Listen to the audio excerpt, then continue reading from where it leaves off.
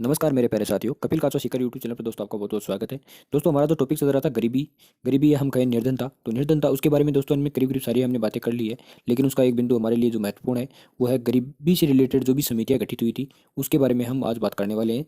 तो चलिए आइए, हमारे पास कौन कौन सी समितियाँ गठित की गई थी इससे रिलेटेड। तो सर्वप्रथम हम बात करें तो 1971 के अंदर 1971 के अंदर एक रथ दांडेकर समिति गठित की गई थी।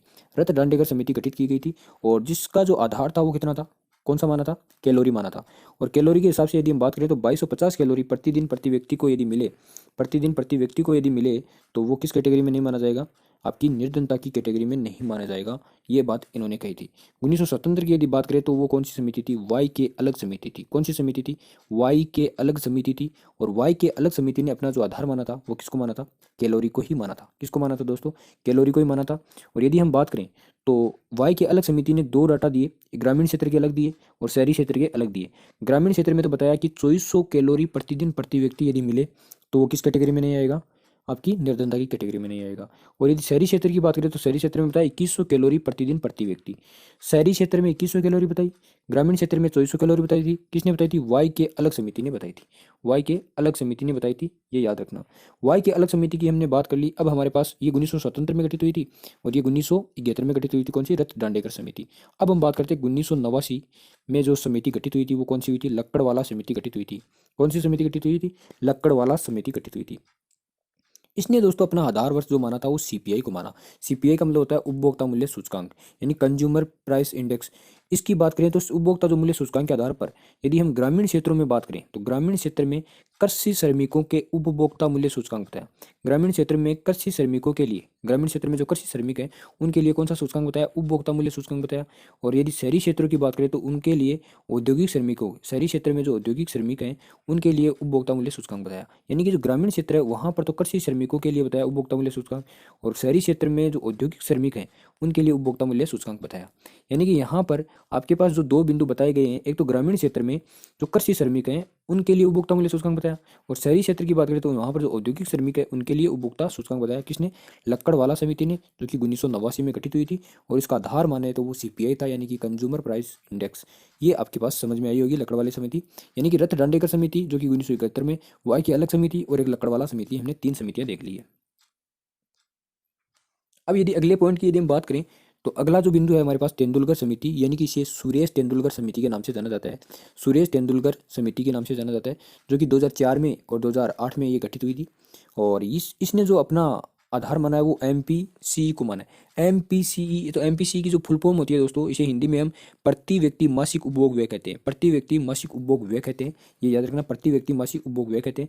यदि इनकी बात करें तो ग्रामीण क्षेत्रों में इन्होंने 816 रुपया बताया, और शहरी क्षेत्रों में बात करें तो 1000 रुपया बताया था। और ग्रामीण क्षेत्र में कितना बताया, 816, शहरी क्षेत्र में कितना बताया, 1000 बताया। लेकिन दोस्तों यहीं से हम एक बार देख लेते हैं, रंगराजन जो समिति थी जो कि 2012-13 में गठित हुई थी, उन्होंने भी एमपीसी के आधार पर बताई थी अपनी वैल्यू, और उन्होंने ग्रामीण क्षेत्र में 972 बताए थे और शहरी क्षेत्र में कितने बताए थे, 1407।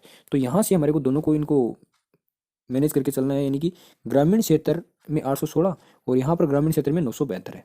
यानी कि तेंदुलकर समिति है, एक रंगराजन समिति है।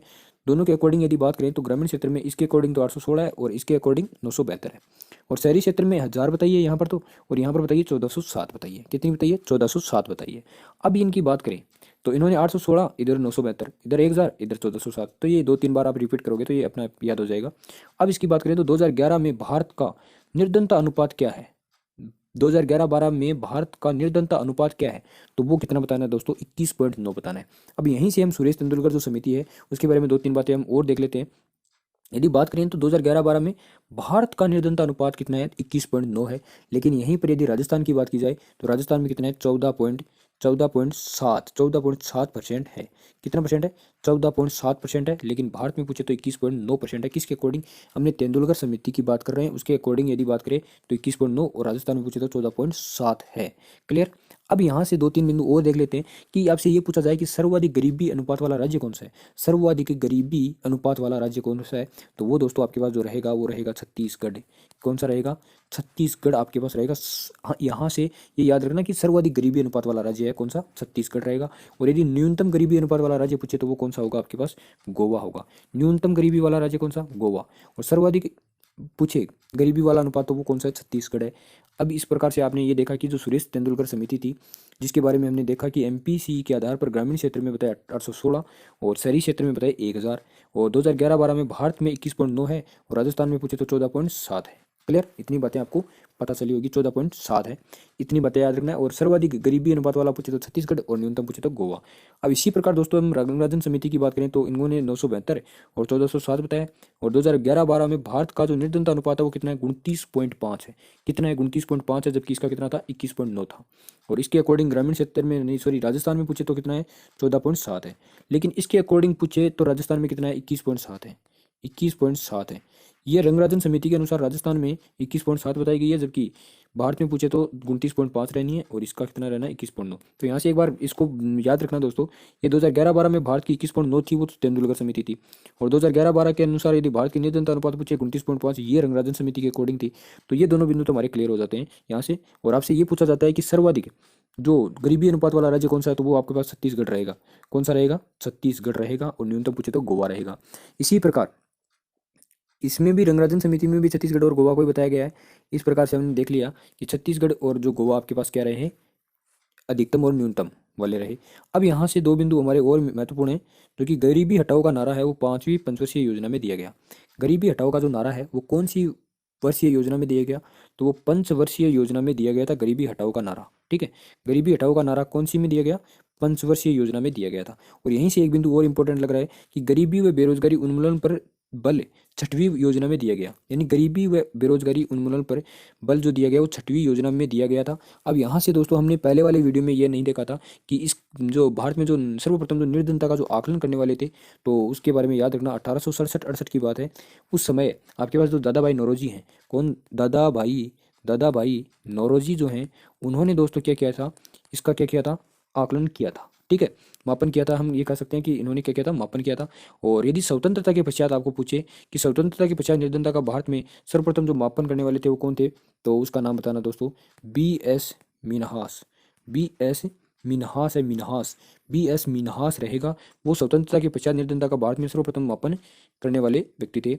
अब यहाँ पर हमारी इतनी बातें समझ में आ चुकी है, तो एक बात ये भी याद रखना, ये तो दोस्तों हमने देख लिया कि 5वीं पंचवर्षीय जो योजना थी उसमें इंदिरा गांधी जो थी उस समय, तो उन्होंने गरीबी हटाओ उससे संबंधित जो हमने देख लिया कि नारा दिया था, ये उस समय कौन थी, आपके पास इंदिरा गांधी थी। तो ये याद रखना कि 5वीं जो पंचवर्षीय योजना है ना, उसका जो मुख्य उद्देश्य है वो कौन सा था, गरीबी निराकरण करना ही पर बल दिया गया था।